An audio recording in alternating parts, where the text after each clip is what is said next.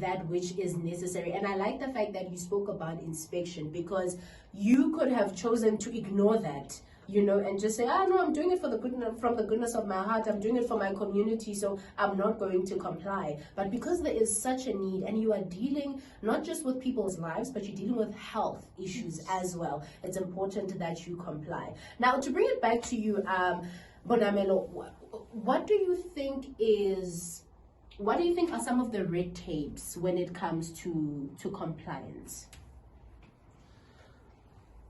I think there's a misconception that it's a simple process. You just register, you just go to the website. That's it. Yeah. You know?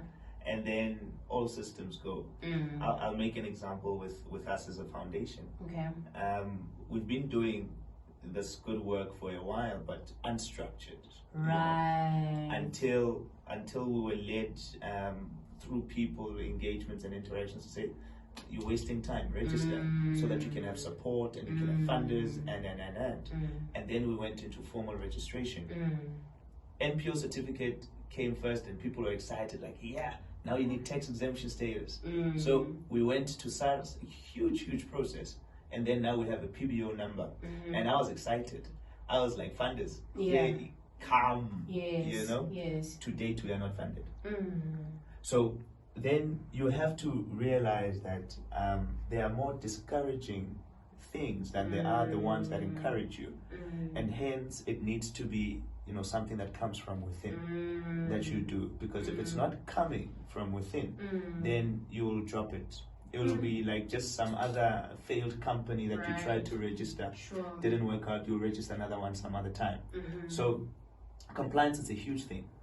Now, what I'm learning as well through Queen Madonsela Stimulation Centre is that compliance as well speaks of now outside of social development and now the Department of Health. Okay.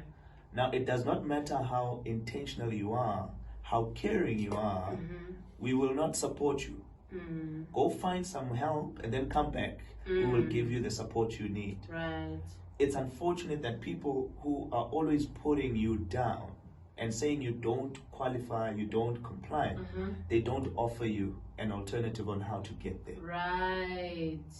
So that is the biggest challenge with most of our bodies and authorities that have these requirements of compliance, because they are not willing to help you with the alternatives to reach that compliance status.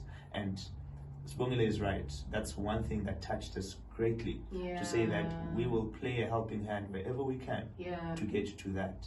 And you know, I'm sure at a